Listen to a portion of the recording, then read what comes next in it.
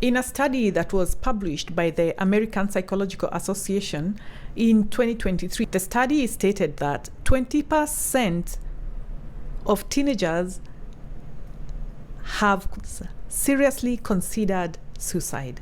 What can we do as parents to help our children become more self-aware and gain more emotional intelligence? In today's video, we are going to talk about self-awareness for kids and how we as parents can help them navigate their challenges in life, especially during teenage years.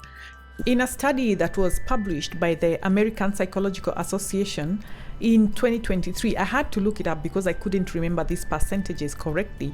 The study stated that 20% of teenagers have seriously considered suicide. And that number has increased even more in Black youth ages 10 to 24. That was alarming for me as a mom of Black boys, or boys of African descent living in the West. But I do know that this trend is not isolated to Western nations. It is there in Africa. I hear parents talking about it. It's there in Asian countries.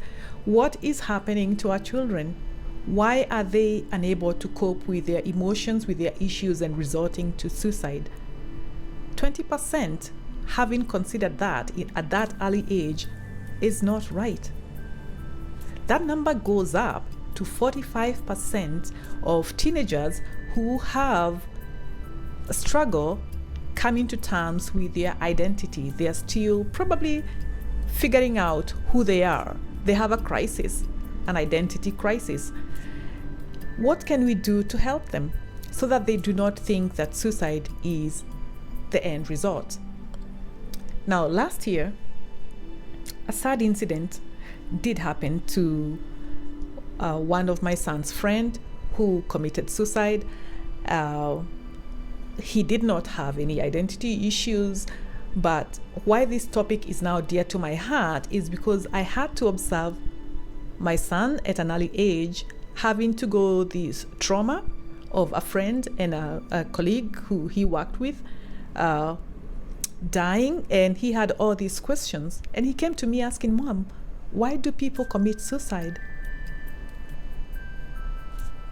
And what answer can you give to a child, a teenager at that time? We just have to give them a very encouraging and informative answer, because when we hear that 20% of teenagers have considered suicide, then we need to bring our kids closer, especially as teenagers.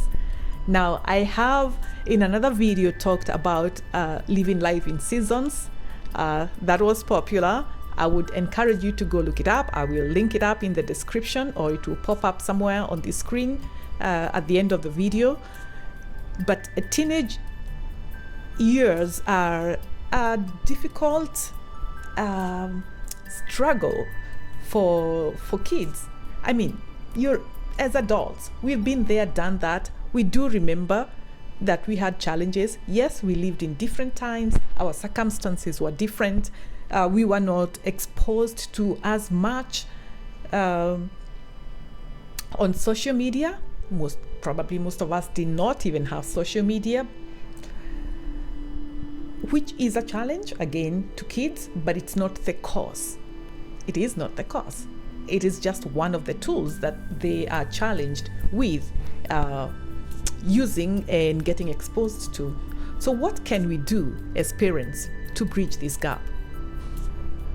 One of my dear topics is self-awareness, and I believe that it is one tool that we can help our children get comfortable with and use in times of emotional challenges. Self-awareness is the ability to see oneself clearly and objectively through introspection and reflection, using tools like mindfulness. When we teach our kids these tools, or when we provide these tools for our kids at an early age, we are laying a foundation for them to be able to deal with their emotions later on in life.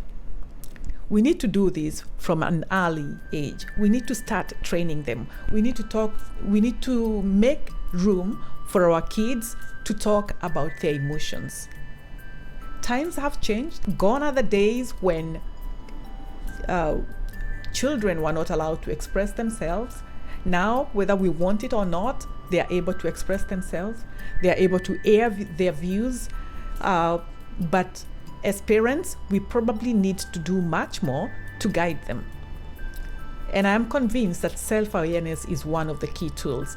Now, I'm convinced because even as I read, I see professors who have done research on this topic saying that it is important for kids from an early age to learn about their emotions. Self-awareness is the foundation for emotional intelligence. Yes, we'll send our kids to school for IQ. They will go get that. They will learn how to answer all these challenging mental questions. They can do their numbers, arithmetic and mathematics and science questions and knowledge questions. But we need to focus on their emotional intelligence. A book that I read a while back called Emotional Intelligence by, let me look it up, by Dr. Daniel Goleman, dared to say that it is possible that emotional intelligence is more important than IQ when it comes to leadership, and it can be proven. Emotional intelligence is the ability to identify, understand, manage, and use emotions effectively. It is as important as IQ for success and in leadership. That's what Dr. Goleman says in his book, Emotional Intelligence. Now, in that book, he gives us self-awareness as a foundation for emotional intelligence, being able to recognize one's emotions and how they affect you. Self-regulation, managing one's emotions, controlling impulses, adapting to changing circumstances, which is one of the biggest challenges for teenagers and even some adults. Motivation, remaining self-motivated to study and to do other things and to achieve goals. Empathy, understanding and sharing the feelings of others and building strong relationships. Social skills, that is managing relationships, resolving conflicts, and inspiring others. Those are the 5 key things that he talks about that are very important when it comes to giving ourselves and our kids the foundation. Now, I'm talking as a parent, and I think this is important. It is also important for an adult. If you realize that you don't have this, then you need to work on your self-awareness. Please share and please comment so that we can continue with this discussion. I've made videos on self-awareness. You can look them up on my channel and learn and see whether you want to improve on your self-awareness and what you can do. But those are the foundations. And how do we teach this to our children so that by the time they become teenagers, they are able to regulate their own emotions, they are able to have, empathy for others, they're able to motivate, they're able to talk to their friends.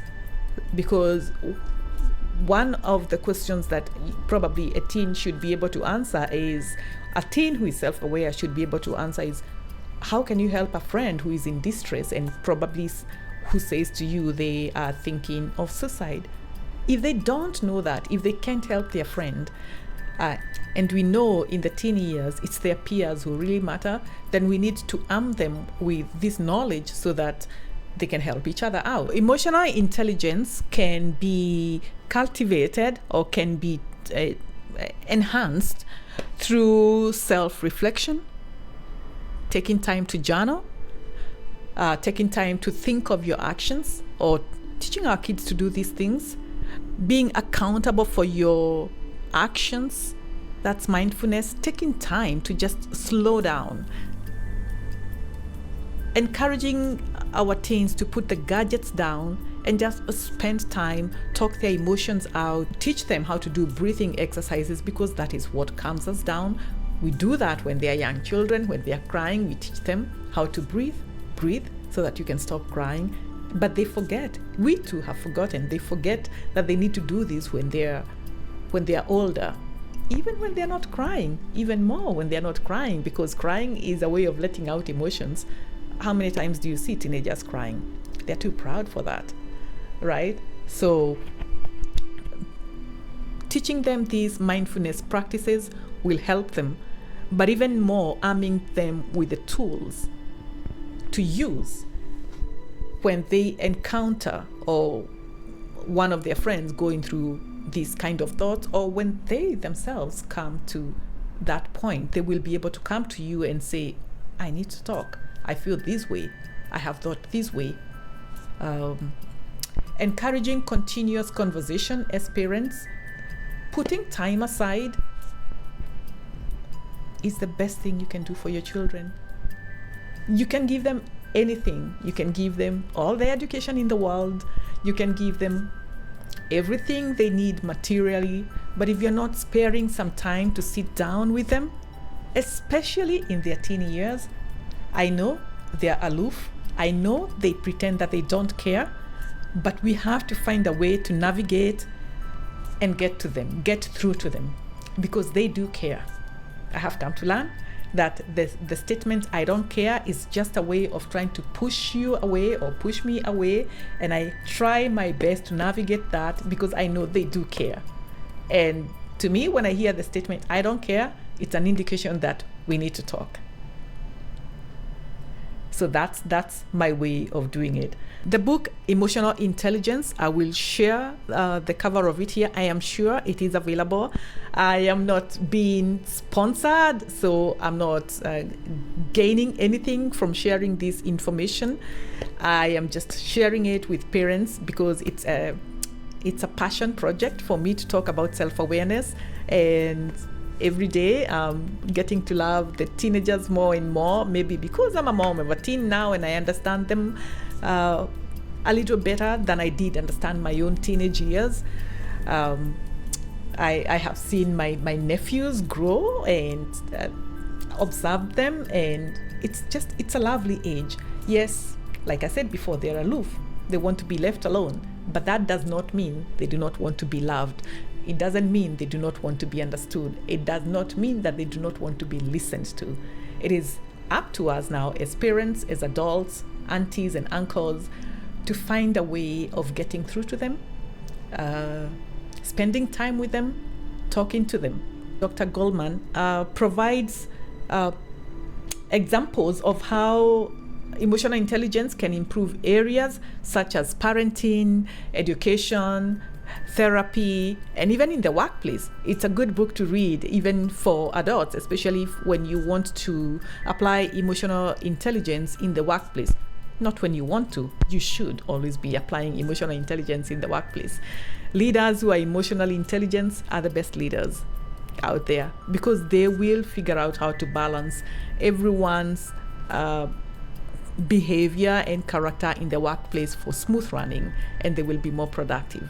So I would encourage you, if you have not read already, take a look at the book Emotional Intelligence and tell me how you find it. I'm interested in hearing from you in the comments. What are the challenges you're going through with your teenagers, or what are as a parent, or what are the challenges you have noticed in teenagers around you? Say, for example, if you're a teacher in a high school or in a community setup, you maybe basketball or sports or whichever other sports or areas that you come across teenagers in the church.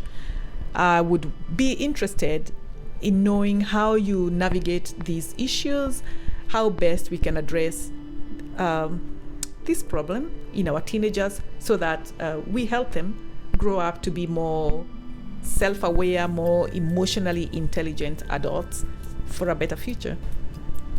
About self-awareness in children, Dr. Goleman shares how children who can recognize their emotions are better equipped to handle them. For instance, a child who feels angry after losing a game might lash out by yelling or hitting. However, if the child has been taught to identify and name their emotions, e.g., I feel angry because I lost, they are more likely to calm down and learn from the experience. This is self-awareness that helps them regulate their behavior and build better relationships. What strategies are there for parents that you can use as you teach your children self-awareness? Emotional coaching. As parents, we can help our children identify their feelings and label their emotions, prompting them and asking them something like, "You seem frustrated," or "How does losing the game make you feel? Are you sad?" That is coaching. It will help them identify their emotions and name them. The second strategy is reflective conversations, discussing the events of the day with your child to connect with their feelings. With the third strategy we can use is modeling self-awareness. As parents, it's important that we express our emotions. It is okay for our children to see when we are sad, when we are frustrated. We do not need to dump these emotions on them, no, but we need to be able to express them. They are human emotions. If they don't see us going through sadness and expressing joy and frustration, how will they know that it is normal for them to express these emotions? They will keep hiding them. And maybe that's when they don't want to talk. They want to be left alone. They want to go lock themselves up in their room because they don't know how to express these emotions. But if we model that behavior, they're able to see it and they're able to talk about it. It's also good for us as parents to talk to our children and let them know when they are frustrated. Like, I need some time. I'm feeling frustrated at work. I'm feeling let down by a colleague. I'm feeling sad because something happened to a family member. So being the models that our children need openly and appropriately, of course, demonstrating self-awareness to our children.